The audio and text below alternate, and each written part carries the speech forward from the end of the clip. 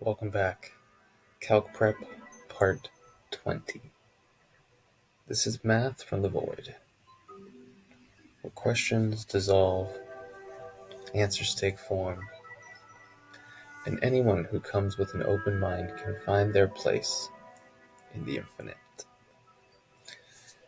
As promised, we're going to carry on with some more intense algebra. So we're going to pick up the pace a little bit.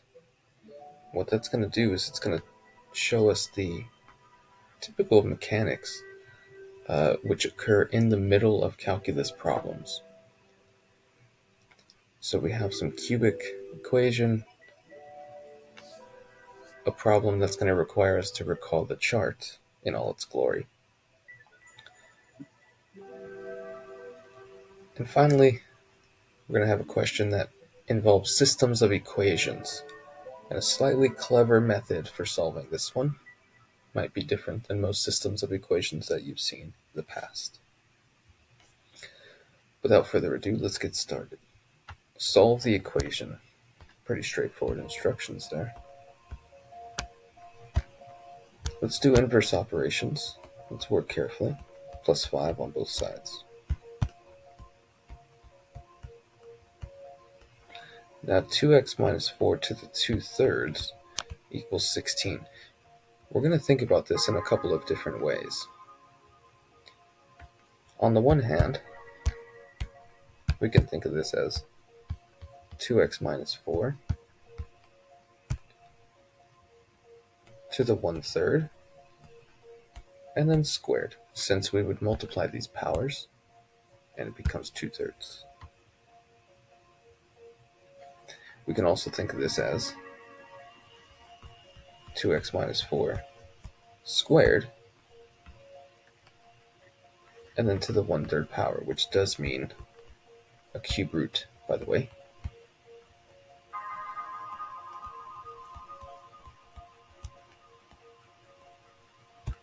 And this here would be something like this.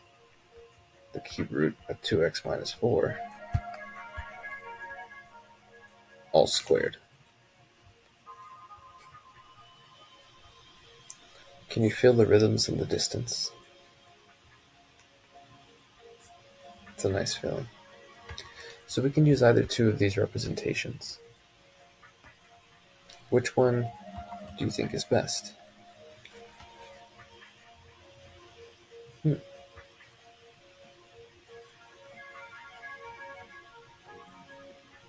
Well, I would actually recommend using this one here,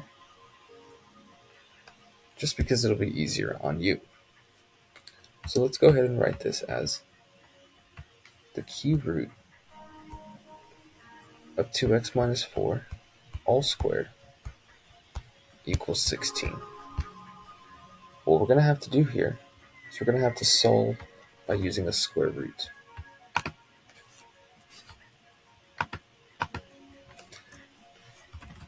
Anytime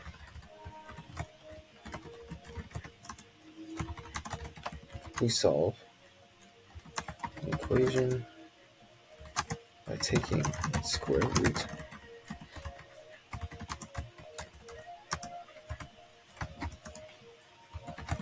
we must consider plus or minus. That's right.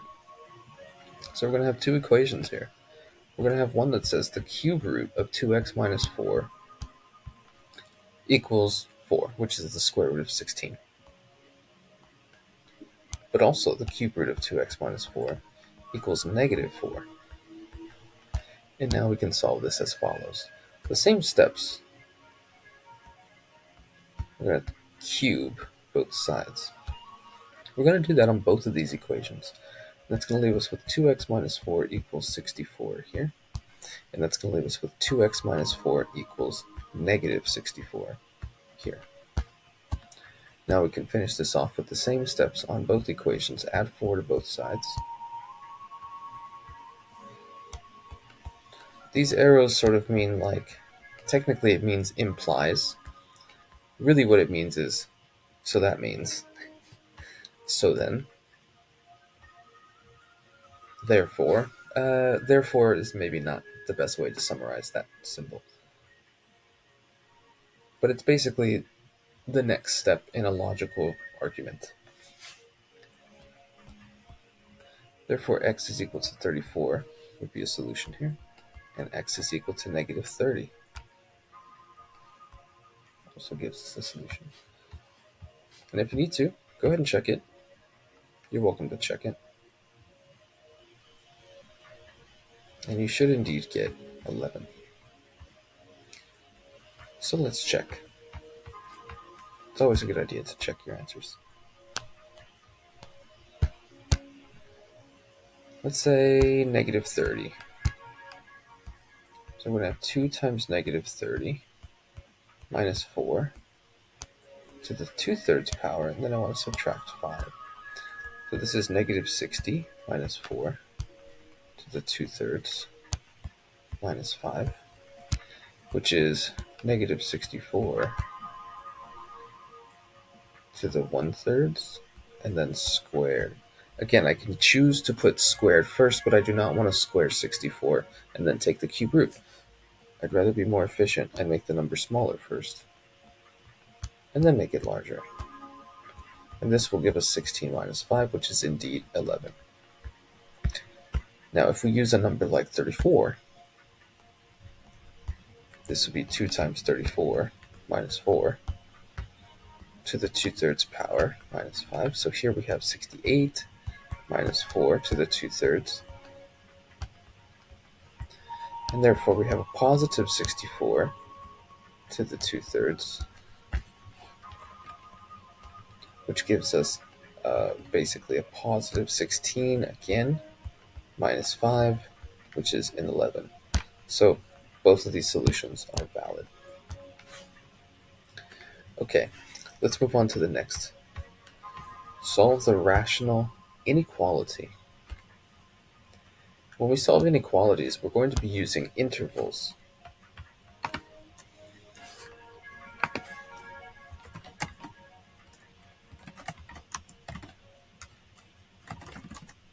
We'll have to use intervals,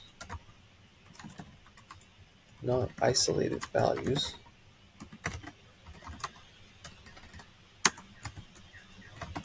when solving inequalities.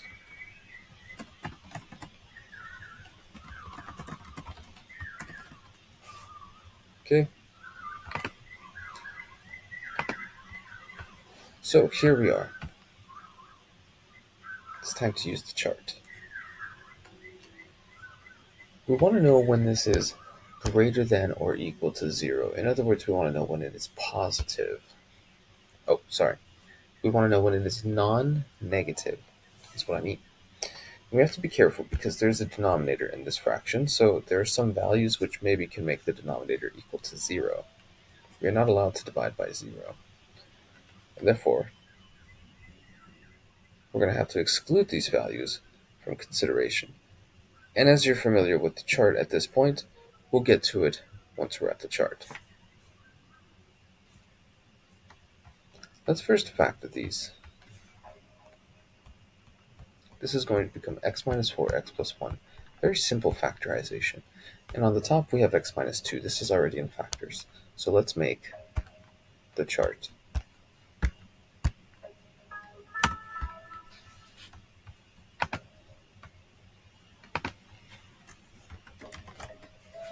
Oh.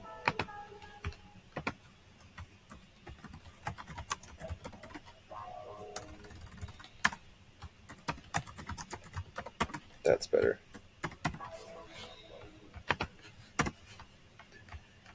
So if we fix up our chart, we have x minus 2, we have x minus 4, x plus 1, and the overall result, the composition of all of these, is the entire rational expression. So just to mention that these are in the denominator, not demon, denum. Therefore, when these are equal to 0, the overall rational expression will be undefined. Let's indicate the zeros here. So we have -1, 2, and 4. So here we have a 0, here we have a 0, here we have a 0. Let's follow the pattern.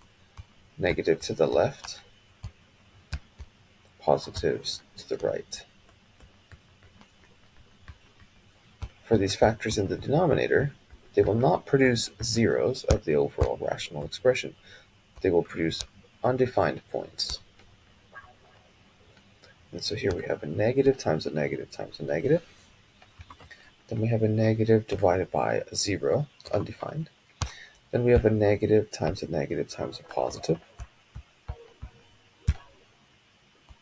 Then a 0. Then we have a positive times a negative times a positive. Positive divided by a 0 is undefined. And lastly, we have all positives. So when is this greater than or equal to 0? We're going to say from -1, not including -1, all the way to 2, but it is including 2. Then we're going to union that with the interval from 4 to infinity. And this will be our complete answer. Isn't it great to use the chart? It takes a lot of the guesswork and thinking out of this. We mainly have to know factoring. And if you're not familiar with the chart or you're forgetting how to use the chart, go back and watch my video on the chart. It's a very good one.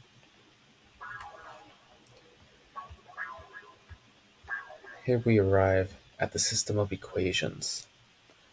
So here we have a system which is not linear.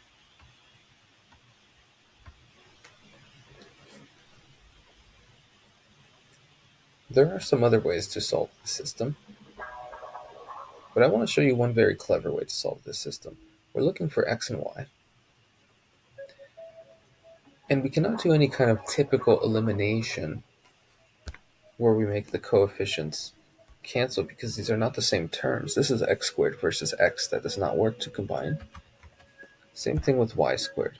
We can't just make this a positive y squared and cancel with a negative y, because y squared is not the same term as y. So what can we do? We can cleverly modify this equation here. This is the difference of squares, which you should recognize. Therefore, it factors to x minus y times x plus y. And what that means is that we can divide this equation by this entire equation. So that's what I'm going to do. On the left side, I'm going to divide by x minus y. And on the right side, I'm going to divide by 3, leaving me with x plus y equals 81 divided by 3, which is 27. And now I can use the elimination methods to solve this, because if I take this second equation and simply write it underneath the result of dividing those equations, I can simply combine these two together, canceling the y value, and arriving at 2x equals 30. Therefore, x equals 15. Very good. And if x is equal to 15, that means 15 plus y equals to 27. And therefore, y is equal to 12.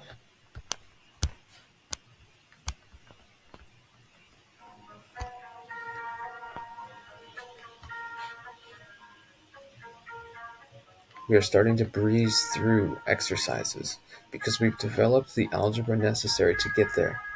We're good with solving equations, factoring, rewriting expressions with exponents, and using the chart to analyze inequalities. These skills are all going to become your bread and butter when you begin calculus. We're very close to wrapping up our trip in the void, and you are almost ready for calculus. Join me back next time, and we'll keep this fast-paced work as we step into pure algebraic expressions, and more work with functions. Until next time.